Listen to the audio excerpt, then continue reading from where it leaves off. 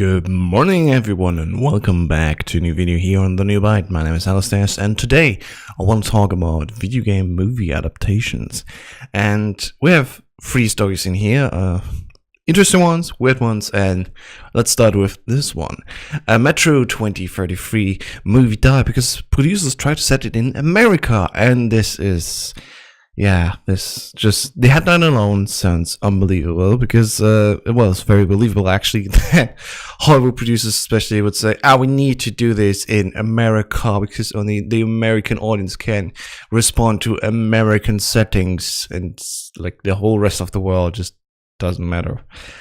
Yeah, dear friends, please don't take it bad, but it's just how things work apparently. Like most of the things have to be set in America or else we can't do anything with it. And it's like, oh, alright.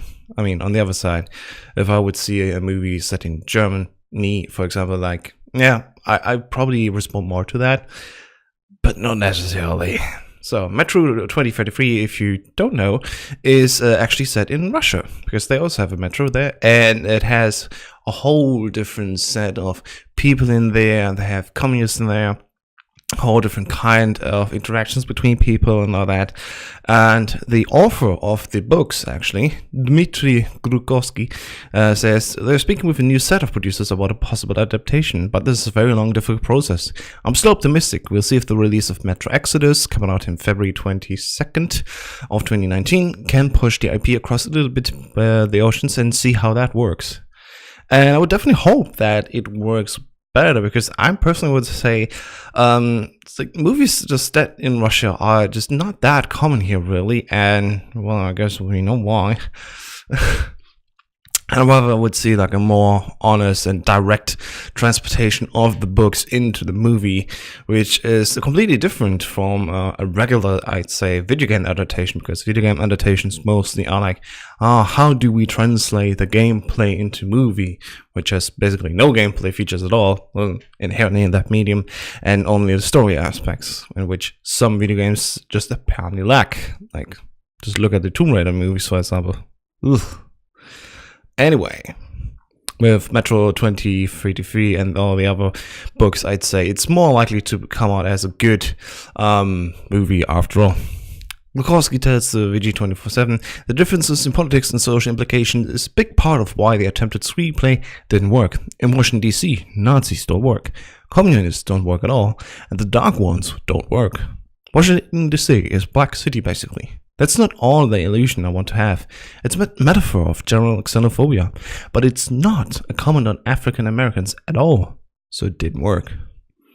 This is how good it is that the author still says so sort of in power about his IP, because it's still alive and he has the word to say in it, and this helps a lot to keep the actual vision alive, I hope. Who knows how it will look like, I don't know, in 50 years, 100 years. I mean, are we still alive there? I don't know. But, yeah, it's interesting. Glukowski is hopeful that the success of the Metro series in recent years will make a more faithful adaptation possible, since the story in Moscow would now be a unique selling point for American audiences. We've seen the American version of Apocalypse a lot of times, and the audiences that like the genre are educated and saturated, not really wishing to get any more of that. And, well, I'm one of them, basically. So yeah, that is all that we have right now about Metro 2033, but this is not the only movie adaptation that we are seeing right now. And I want to take a quick look at something else, and that is the Monster Hunter movie. And that's actually interesting because I think people already missed a few things that are actually good about this one, because while we have seen these Instagram posts by Mila Jovovich of people are just in more like, American army things, which are just more generic than anything else, and not really fitting to what we know about Monster Hunter, is that these first few pictures are just not representative of the movie, actually. Like even here, Diego, of this outfit. From what we've seen, I think there's some sort of portal or transportation involved in this, where they actually land in the world of Monster Hunter, and later on they will look like this, like they have actual gear in here. But this is not the only picture that we have. Captain Natalie Artemis will actually have a very cool looking outfit if you see the full picture, and that has been finally revealed a few weeks ago, as we see in this big picture. And this is Monster Hunter, clearly the biggest sword and all the other gear that we have, just made up on all the monsters that we've slain so far in the video games, of course, now transported over into a movie. And I'd say, okay, they should have released this picture first, just very clearly. The people would be, oh yeah, that looks cool, interesting, okay. And if they would put out something else like the army stuff, they'd be like, oh, interesting, okay, I guess there will be some transportation or change of scene, but definitely we know where we will get. Right, so it's very interesting to see how perception really changes if you just sort out your stuff a little bit and present it in a way that's actually making a lot more sense. And yeah, this is based from the IGN article, which also has an interview with the director, and was it James Anderson, I think? Yeah, Anderson was his name. And he said, I'm a big fan anyway of the video game, and I really want to bring this vision to life. And while we could have seen this also with Resident Evil, which is more like a movie set with the idea of Resident Evil, I'd say. I personally still enjoyed them. They're halfway trash, halfway just funny, weird, but still somehow entertaining to me. I have all the 6 movies here on Blu-ray. It's like, it's funny. But with Monster Hunter World, especially with that fame of the release this year, and now with the movie coming out, this image just would have changed completely the perception of this. And I think still a lot of people in their minds think, this movie will fail, this will be so bad. And now, just seeing this one picture, I'd say, okay, sounds interesting. I guess I definitely want to take a look at that. And well, here we are. So, let me know what your thoughts in the comments down below before we get to the third and last movie of this bit. And yeah, this is also another case of this could be interesting, or this could be really weird. Because next up we have Sonic the Hedgehog movie first look. Yeah, and this is the poster. You can see it on Instagram. It's like that. Just dashing around. Yeah, I don't know about this dog. So, as you can see here, this is now the look of Sonic the Hedgehog. And there's an interview attached to it also. And we can also see the release date already. So it's coming out on November 8th, 2019. And even later in the UK. In UK it will be released, I think, December 22nd? No, 26th in the UK. So like it will take a long time before this movie will come out. But ooh my boy, this is like the real creeping thing. And reading the article here, I will put everything in the description down below as usual.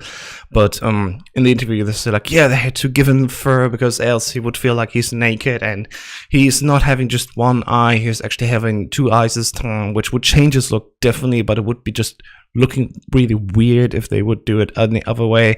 And Sega, of course, is holding the hands over Sonic a lot and think like, okay, we really need to have control over this, just as Nintendo supposedly had with the Super Mario Bros. Movie.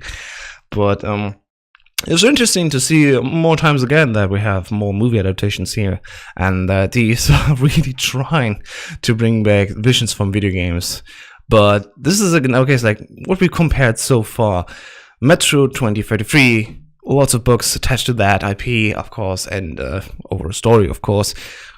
Makes a lot of sense to turn into a movie, because there is lots of story there. There's drama and all that, and then there's a video game based on the books, which is also, I would think, like, for example, a Witcher movie could be really interesting, just the idea of it, for example. Monster Hunter, I don't know. I have to make a whole new set, I guess, based on some parts of the games. And with Sonic, they flat out just say, well, it's a movie where Sonic the Hedgehog will be the fish or hedgehog out of water coming into our real world. And I'm already like, oh my god, okay, they're actually doing this. Like, Sonic comes in our dimension somehow. This can only be weird. And yeah, it will take a year. There will be marketing attached to it. We will actually see the full look of Sonic. And something that I haven't even covered here with Detective Pikachu. Detective Pikachu also does this more like realistic looking Pokemon things. And that at least sort of we saw all the things we could have made our minds to say like, oh, this is interesting, this is creepy, and this actually, I don't know, guess looks like fun. So if you have seen the Detective Pikachu movie, what do you think compared to Sonic the Hedgehog here? And just let me know what you think. But I personally think I'm not too sure about this one. I'm more sure about Monster Hunter now that I've seen this picture, for example. I was saying, okay, yeah, okay, I get it. But this, oh boy. Apparently, Sonic will be voiced by Ben Schwartz, who is most known for his TV roles. I personally, for example, knew him from BoJack Horseman as his role in Rutabaga Rabbitowitz. So that's the thing. He will be voiced by him. That's actually very lovely. And yeah, let's hope it will be okay. Like, I hope this is not another Pixar movie thing. Anyway, that's it for today. Thank you so much for watching, guys. If you liked it, please give us a thumbs up. And, of course, follow us everywhere on Twitter, Facebook, and Instagram, of course. We put out small bits every here and now and then on Instagram to just give you small news updates that we have. And I hope I will see you again in the next video. Thanks so much for watching and have a nice day.